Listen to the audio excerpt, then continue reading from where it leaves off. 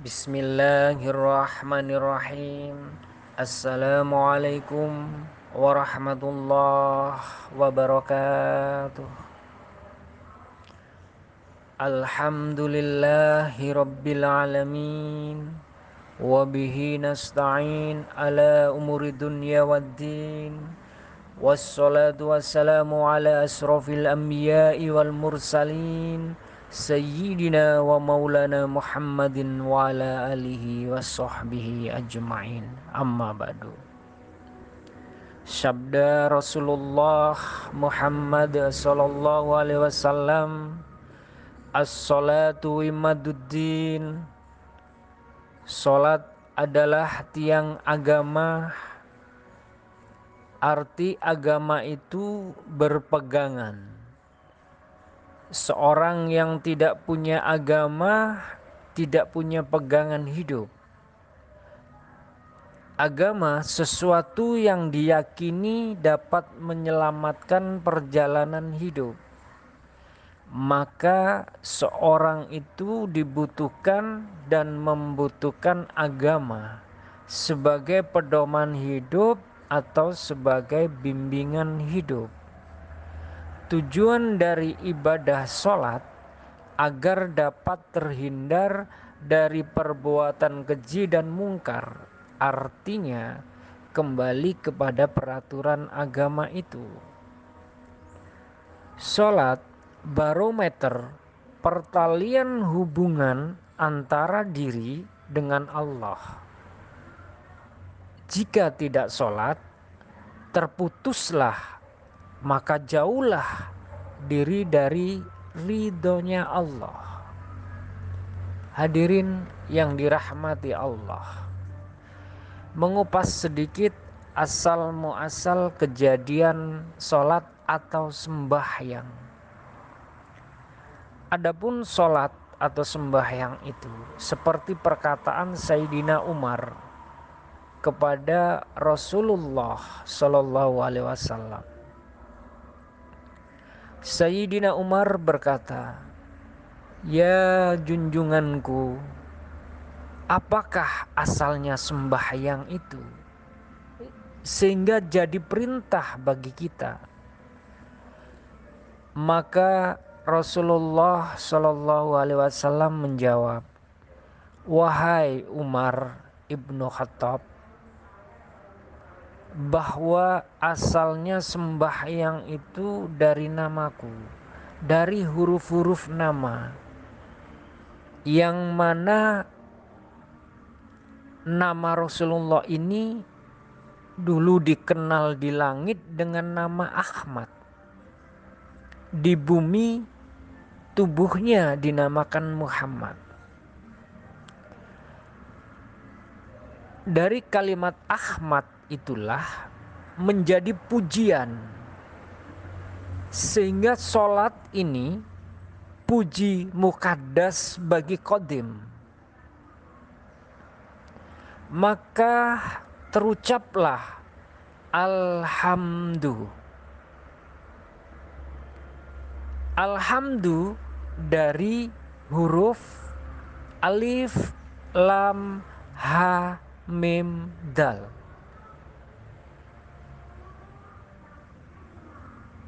Inilah merujuk yang awal kejadiannya sholat atau sembahyang itu.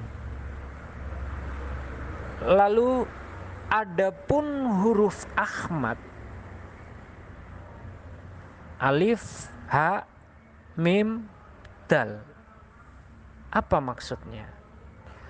Alif itu kenyataan daripada api, ha kenyataan daripada angin, mim itu kenyataan dari air, dal kenyataan dari tanah. Apa sifatnya? Mari ditelusuri. Adapun sifatnya, alif berdiri tegak saat sholat tuh, berdiri itu sifat api. Ha, ruku itu sifat angin. Mim, sujud itu sifat air. Dal, duduk, itu sifat tanah atau bumi. Sehingga api itu tegak berdiri betul menunjukkan kebesarannya Allah, sifat Allah, Jalalullah. Angin itu bersifat condong, yaitu menunjukkan keelokannya Allah dari sifat Jamalullah. Air bersifat meleleh, menunjukkan ketegasan, kekerasannya Allah adalah sifat Kaharullah. Tanah itu bersifat diam ataupun tertib, menunjukkan kesempurnaan dari sifat Kamalullah.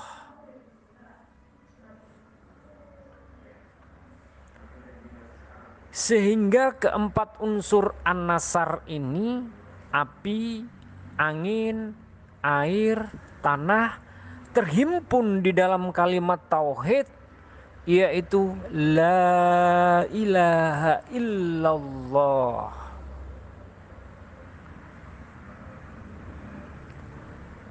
Maksudnya api itu sifat Allah terletak pada huruf lam, disebut lam jalalah.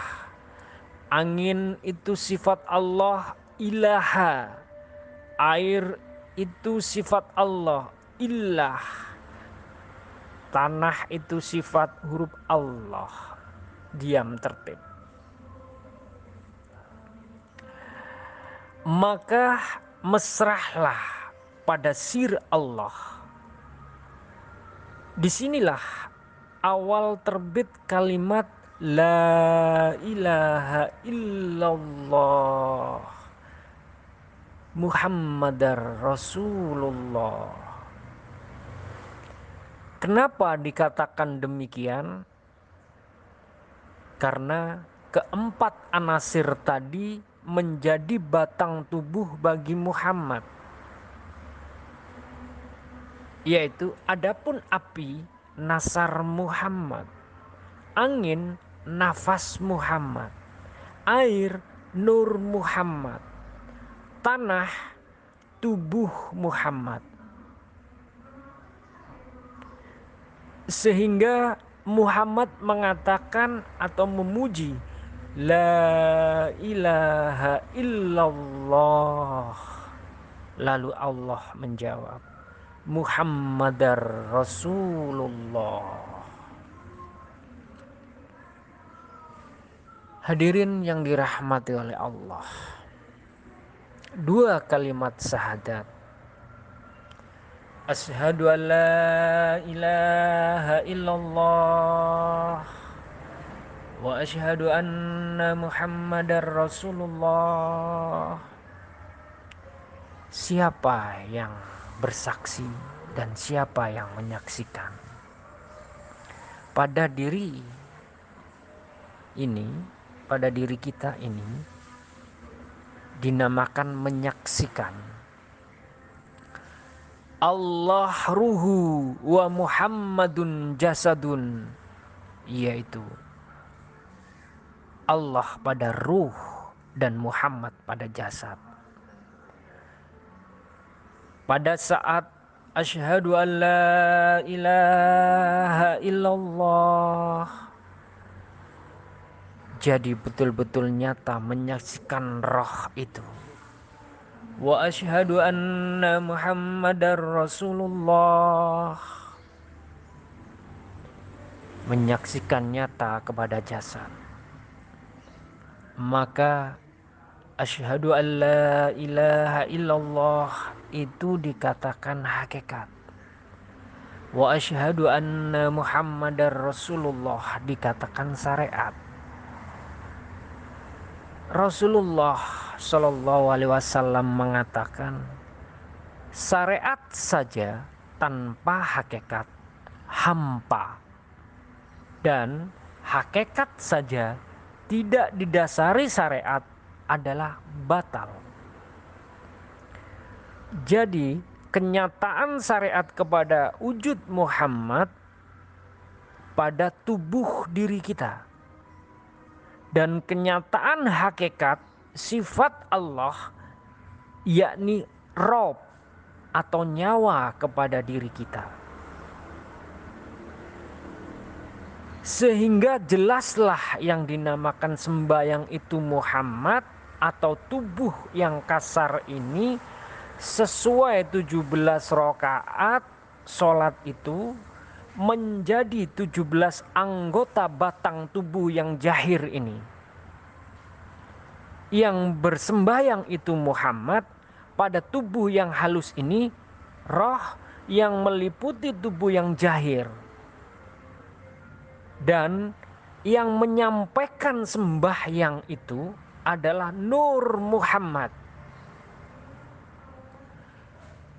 Maka disetujuilah sembahyang itu oleh Allah dan Muhammad. Adapun kiblat tubuh yaitu af'al Allah.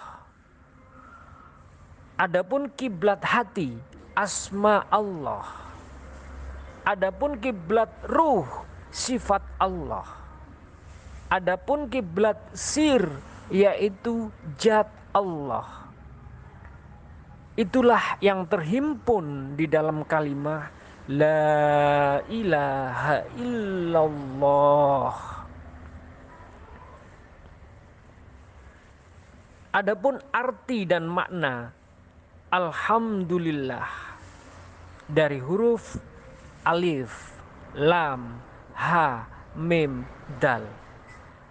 Alif itu duhur, sholat duhur itu, duhur. Nabinya Ibrahim, malaikatnya Jibril, sahabatnya Abu Bakar, pada diri kita disebut kepala. Lam, asar, Nabi Yunus, malaikatnya Mikail, sahabatnya Umar, di diri kita adalah tubuh, batang tubuh. Ha, yaitu menandakan sholat maghrib, nabinya Isa, malaikatnya Israel, sahabatnya Utsman, di tubuh kita adalah tangan. Mim, yaitu Isa, sholat Isa, Nabi Musa, malaikatnya Israfil, sahabatnya Ali, di diri kita adalah pinggang. Dal, yaitu sholat subuh, nabinya Adam, malaikatnya Rahman, nabinya Harun. Kedudukannya terletak di kaki kita. Ya, itulah tajallinya pada 5 waktu. Hadirin yang dirahmati oleh Allah. Apakah sifat sholat itu?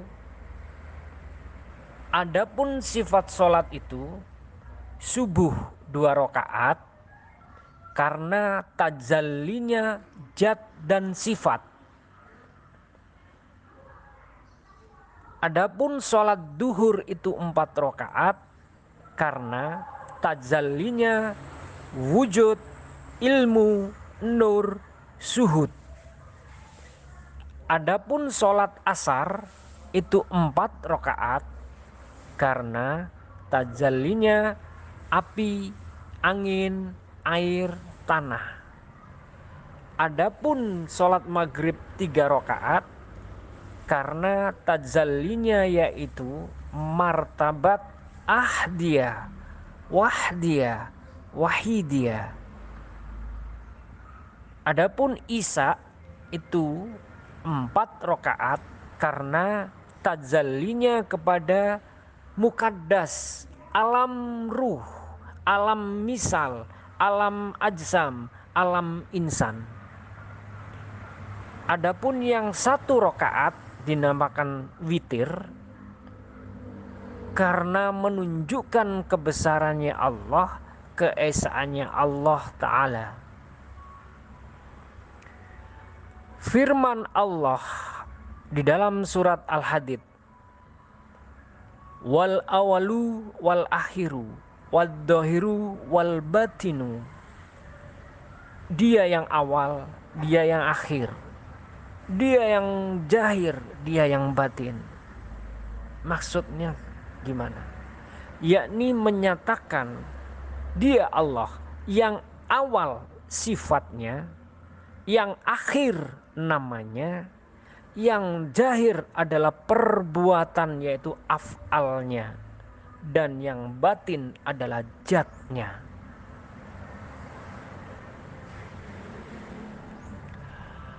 Hadirin yang dirahmati oleh Allah,